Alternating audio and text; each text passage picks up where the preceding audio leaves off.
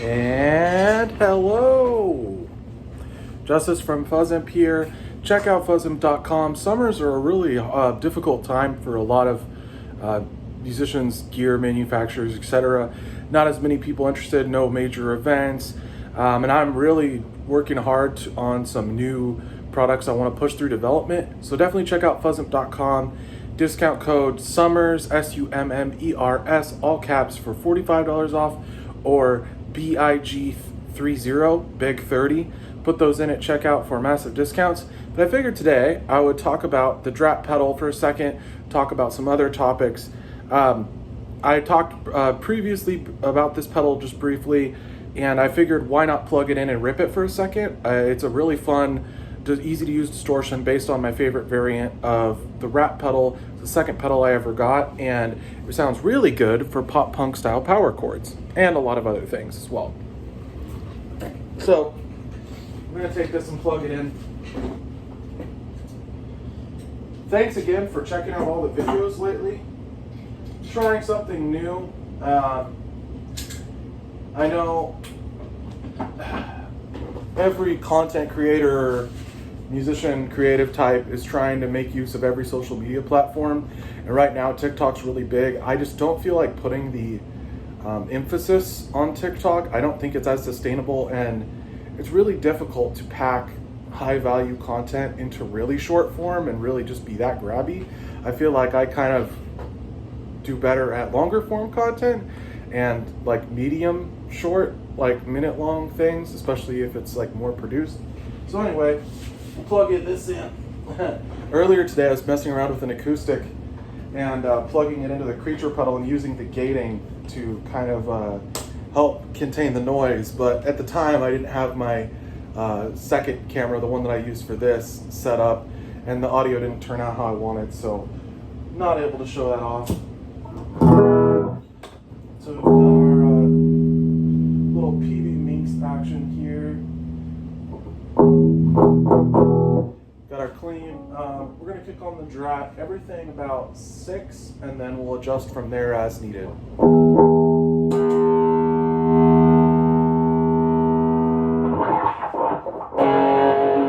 So where I really feel like this pedal sounds really good is kind of like palm muted pop punk distortion. When I was playing this through my little Fender or Marshall 10 watt amp that I was using back at the time, it was like this perfect like Blink 182 thing.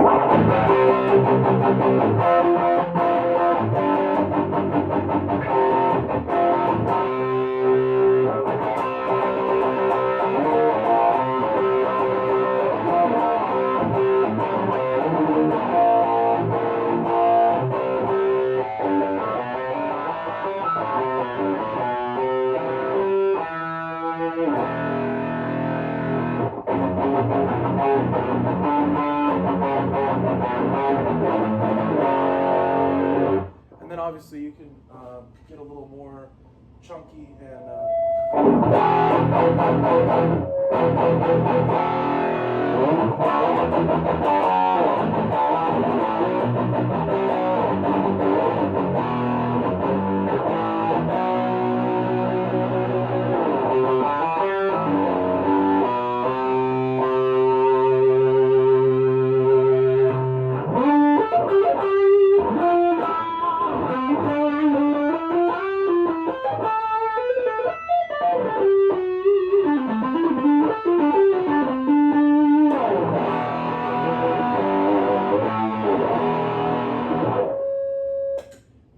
for playing the Drat pedal is I figured it was a good jumping off point for talking about what I recommend for people's first pedals.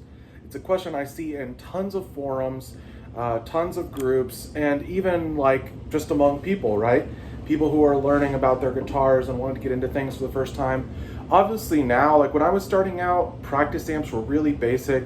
They may have had like a button that turned a distortion channel on that sounded kind of thin and fizzy. Maybe you had a 2-channel thing that it sounded okay, but there wasn't a lot of built-in effects. Maybe if you were lucky, something had a reverb if you spent a little more money. Now they've got compact modeling amps with digital stuff with lots of effects, and you can even plug into plugins on your computer if you go the interface and plugins route, right? But what's the good first pedals for people to start with when they're excited about, hey, you know what, I've got a guitar, I've got an amp, let's get some pedals. And also some basic tips, and this applies to all levels of experience, and maybe even chime in below what was your first couple pedals. So my very first pedal I ever got, well, was to serve a purpose. So when I would play these gigs with my friends with this band, it was kind of like a youth group thing, and they had these old crate amps that were old at the time, from like probably the mid 90s. I forget the model. It's I think it's a GX 130C. I've had another different one from that same line, but nobody had the foot switches for them. Like they just had the amps, so it was like, I think it had a switch on the front, but you plugged into the clean channel. But going from clean to distorted without having the dedicated foot switch, it helped if you had a pedal. So my first thought was, okay, in order to be able to use these amps for when we play, I have my guitar, I'll go from clean to distorted with a pedal, and maybe the pedal will sound better than the amp distortion, because we couldn't get them to sound good. The stock speakers in those amps, the combos that were open back was pretty rough at the time. There was some later generations of crate amps that I got really into, and I even had an Excalibur head and cabinet with a Blue Voodoo cabinet for a bit. But anyway, so the first pedal I bought, because I wanted to be heavy, I wanted to play heavy music, I had a Squier 3 single coil bullet strat with the hardtail, so it was like it wasn't even like the Affinity one, it was the bullet, right? And it actually played and sounded really good. I used it for a long time. If I had put a Hot Rails in it, if I had known that was an option, like a budget Hot Rails, like what's in this, it's a really cheap and easy way to make those instruments sound good. But anyway, I started with the very first thing I bought was a DoD death metal pedal, and I took it home, couldn't get it to work. I don't remember exactly what the fault was. I think it was missing the battery door. It was like I got it from a Guitar Center, but something about it just didn't work. And so I ended up taking it back. I think maybe the battery clip had something been pulled loose or something. I wasn't super technical at the time. I can't remember exactly. But we ended up having to go back, and it was quite a trek to go back to that Guitar Center. So we go back, and I end up getting the Digitech version of the exact same thing. And if you've never played one of those pedals, they actually aren't super terrible. It's got quite a bit of gain, but it has no gain control. So it has a volume, low, mid, and high. And some of those frequencies are pretty intense. It's pretty hard to dial one in, especially if you're already a beginner guitarist playing single coils and not really knowing what you're doing. So anyway, I had that, and I used it for a while, and eventually I got a Metal Zone. But in the interim, I was working with my dad, and there was a coworker of mine when I was working with my dad when I was in high school, and he was into music and had a band, and he had a setup, but he ended up finding in his closet some pedals that he wasn't using anymore, and one of them was a Proco Brat, the pink, old school, cheap Rat variant that the Drat is based on. And that thing sounded just so good. Like when I kind of jumped into the playing section, immediately I was like, oh, this is, because at the time, this is like 2002, 2003, so pop punk was very in. So it's hard to imagine now for some people, but those who were around kind of remember. Offspring was on the radio. Blink-182 was really kind of hitting their stride in the public consciousness, and that sound was really in, and I could just play these power chords, and it sounded so good with that pedal. So when someone's asking what their first pedal should be, if you don't have a easy to use switchable amp distortion, having something on the floor while you're playing to just switch on. I remember early band practices were rough because all I had was my Marshall 10-watt combo, and so what I would do is I had it up on a table, and I would be playing, and then when I got to the chorus, I'd reach over and hit the button to do all the switching in real time. So I would go from clean to distorted. Gosh, I wish I could remember some of the riffs. Let's see if I can remember what it was like. I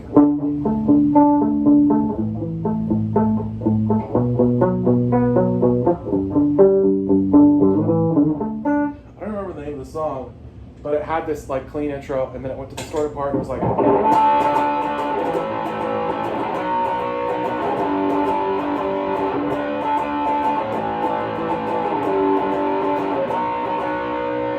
something like that. It was like a 4-chord punk song.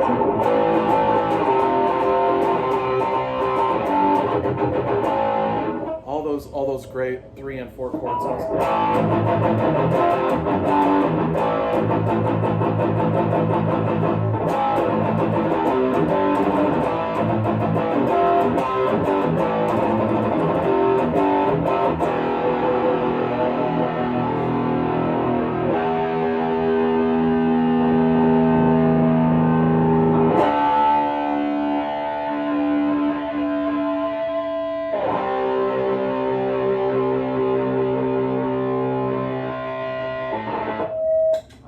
I love playing in the garage here. It was so nice. Back at my old place, I couldn't play nearly as loud and without disturbing the roommate. I still played relatively loud anyway, but I was pretty obnoxious about it. Now I can be obnoxious in a different way. But anyway, so that's the back in the day, that was the thing, was a lot of times you could get a combo amp, but for practice and gigging purposes, it made a lot of sense to have a distortion pedal. Now I think you could get the foot switcher controller. It's a lot easier to get the resources on these kinds of things, and the internet is a lot easier to use back than it was in the early 2000s. As far as the marketplace, it's you can just go on Amazon and get a replacement foot switch for even old amps. I could get a foot switch that works for my 80s Bandit off of Amazon now, right? Whereas at the time it was, you didn't know if something would work, and you had to go find somebody that had one, and there just wasn't. It was all word of mouth, and it was confusing, and a lot of people had completely wrong information. So you'd go to a pawn shop or somewhere and you'd be like, yeah, I need a foot switch for this, and they'd be like, oh yeah, this one will work, and they'll hand you something and it totally doesn't work. Man, those were the days, weren't they? It's just funny to think about. Now we have YouTube and all the resources in the world, and there's still a lot of misinformation and people on forums that aren't particularly helpful, but I digress. So yeah, if a distortion pedal, like a straight up distortion pedal, Boss DS1, Fuzzimp Drat. I actually have a lot of people saying that, I have players that maybe they have kids or family friends that are looking for their first pedal. That's actually one of the first ones I recommend. If not that one, Shroot Originals are very good. It's a 3-knob pedal. It's hard to make it sound bad. It's pretty intuitive. You just kind of stomp it and go. You can kind of figure out how to turn it down or turn it up and add more gain and stuff like that. But some people have different setups, right? So some people have amps that maybe have a distortion channel or whatever. And so my second kind of series of recommendations, if someone wants to get their first pedal, maybe they already have a distortion pedal. You can get a distortion pedal really cheap if you want to. That makes, if the sole purpose is, I have a clean sound, I want to get distorted, you can get distorted a million different ways really easily. But I think for me, one thing that was really useful to have, and I wish I had spent more money on one earlier on when I was getting pedals, because I probably bought about 10 distortion pedals before I bought anything else. And it kind of explains a little bit about how Fuzzimp works, right? I probably put out 20 different variants of pedals before I made a time-based one, the Echo. So my second kind of recommendation is a reverb pedal or a delay pedal, depending on what your preference is and your budget. So one of the things about reverb pedals is, due to the nature of the circuit and the chips that are used, it's hard to get a really cheap pedal reverb. Even the budget ones still run about $60, sometimes a little bit less used. I had a Kaylane Snakebite. That one wasn't too bad. I had a Joyo, I think it was the Iron Man series reverb, was actually not super terrible. It was like a little mini one. But then you can start getting used Boss stuff. And what's amazing about the used Boss stuff for ambience is that there's a lot of them out in circulation, and they can be had, $80, $90 sometimes for like a RV5 or an RV3. I had an RV3 I've had a couple now, but I have them off and on, and they're pretty easy to get, and they're really reliable because it's an old Boss pedal. And so that's kind of my other one, because it's, as a player, it's kind of more inspiring to play around with a bit of delay or reverb. And for delays, there's a lot more options because it's easier to make a cheap delay than it is to make a cheap reverb. So that kind of is one of the reasons why I recommend maybe getting into some of those pedals. I have a super fun time with ambient pedals, and it's a good thing to kind of keep you inspired if you've already got your basics covered. Another genre of pedals, sometimes if somebody has like the Crush series, the Orange Crush series of amps, one of the things I will recommend is what I think sounds really good is a Boss SD1, another classic overdrive circuit. You can always get a fuzz amp. Schrutes and Drats both will sound really good with oranges, but those solid state amps, they sound really good. Like, they have a good clean and a good distortion. So one of the things is, if you want more of a metal sound than what the onboard distortion has, like say you're really going for something palm muted and chuggy, you can boost the dirt channel on an orange into metal territory with an overdrive, which a lot of you probably already know. So maybe this is super obvious to some of you, but these are just some of my opinions. So those are kind of three to four like kind of main starter pedals. A lot of people will say tuner is the first one. I don't like tuner pedals. I do for gigging. If I have a multi-effects that has a tuner on it for gigging, it's great. It's great. But I am a big advocate for clip-on tuners like the Snark, because I don't like having anything extra in my chain that doesn't need to be there.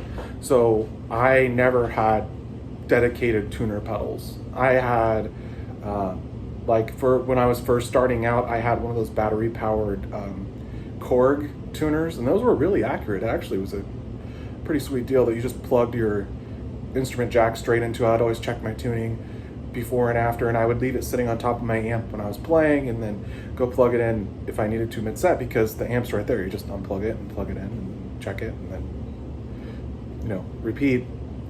But a lot of people, the best-selling pedal of all time, I believe, is the Boss TU2. Overall, over the whole history of pedals being sold. So that is a tuner pedal. The best Boss pedal doesn't make any noise, which is kind of a funny thing. So that's a lot of people's first recommendation. People ask a lot about tube screamers. You can get cheap. I had the Behringer one. It actually is pretty close. I felt like there was other cheap clones. There's probably tons of YouTube videos shooting out overdrives. I really like the old DoD. Oh, what is it called? It's the yellow DoD one. It's like the Overdrive Plus. I think it's called the Overdrive Plus or OD Plus or something. That was really cool, and that wasn't very expensive. It was like $60. That sounded really cool as an alternative to a tube screamer. And obviously you can get original tube screamers for like $70. The 90s and 2000s ones, which really are identical. I just had an episode about the hype about germanium, and what I was going to maybe get into that I thought about since was clones and clones. The Mosky one is really good, everyone says. I can't disagree. I just don't really go in for the clone sound. I like the Schrute sound. I feel like it has more range, more headroom, more gain variety, and it has a more interesting tonal flavor. I feel like there's some flavors on the clone type pedals that aren't super inspiring to me, but I get what people are going for. People want to sound like John Mayer, and it does the thing. So that covers a lot of, like, I'm on Pedal Boards with Doom on Facebook as often as I can. I try to chime in and be a part of conversations, and some of the more common questions like that come up a lot. Another one is cheap recommendations for power.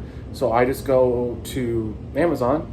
Amazon is effective. They have the fastest shipping. That's why I recommend, certain things are great on Amazon. I'm still a huge advocate for, if you have a small brick and mortar store, those can be an amazing resource. And like a mom and pop shop in your town, I was always advocating huge for those. Those were where I spent most of my time and money over the years. Even recently, I just was in one in Portland. That's probably my number one recommendation for buying gear with more of a budget. But consumables like a power supply, I get the cheap brick ones. So they're around $50. Sometimes can be had for less. There's a bunch that are really super similar, but it has like 10 outputs and an input and all the cables and accessories that comes with it.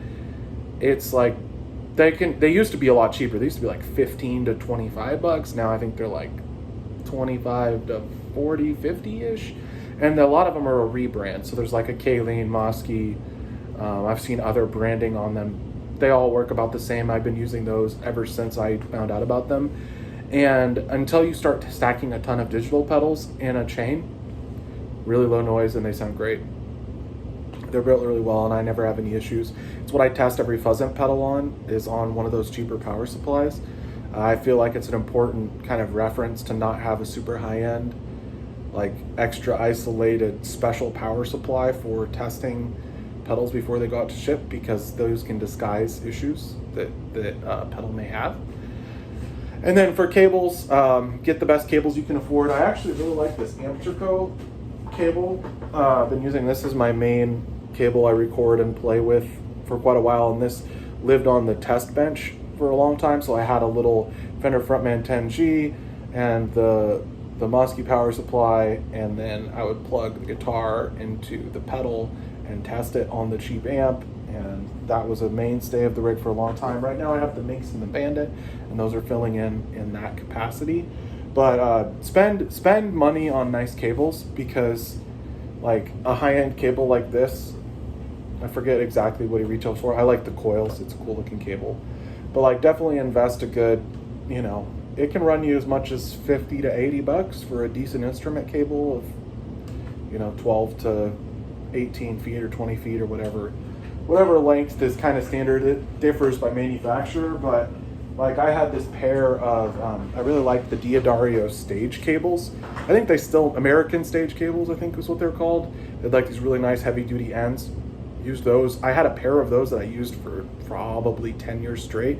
I think if before people buy a bunch of budget pedals with cheap cables and like a daisy chain, which can add a lot of noise, and it's something I don't super recommend. It's like, buy a decent brick, buy decent cables. It's going to save you a lot of hassles down the road, and it'll keep you from thinking you have issues in your chain that you might not have just because things aren't working right. You might think a pedal is broken when a cable is broken. You might think the power is bad when the pedal is bad. It's hard to tell if there's something in the chain that isn't working right. And a lot of questions on forums are usually related to powers and cables. Now, obviously, there's people that are way deeper into kind of the high-end pedal builds even than I am. Like, I never was doing things like custom cutting all of my power cables and audio cables and making them as short of runs as possible, tracing out power lines carefully to have the lowest noise. I was never that guy. I just kind of had 5 to 8 pedals on a board that I like to keep. I like to keep things really condensed. You keep a lot more of your signal pure that way, and if you have a really great amp, you're not going to color it so much or have to use a bunch of buffers and high-end utility pedals to kind of fix the effects of having a ton of pedals in a chain. But for connecting cable pedals, I 100% recommend. And this is not just me. A lot of people really like these. I'm trying to find one to show on the camera. So Ernie Ball sells a pedal board pack for $70. It comes with 10 of these flat end cables in various lengths. I think it's like 4 that are. It's like maybe it's. I forget the way it's split out. It's like 4 that are this length, 2 that are another length, two longer ones. It's a great pack. It's a really good value because they sell, I think, a 3-pack of these for $22. So getting the 10-pack for 60 or 70, plus it comes with the longer ones that are really, you really need if you're gonna have 2 rows of pedals. Just some basics that I think are important. And yeah, those are some of the questions I see a lot of. If there's common questions you want to know my take on, drop it below. Check out fuzzamp.com. Great time to shop. I mentioned the discount codes earlier in the video. Thanks for coming by, and we'll see you on the next one. Peace.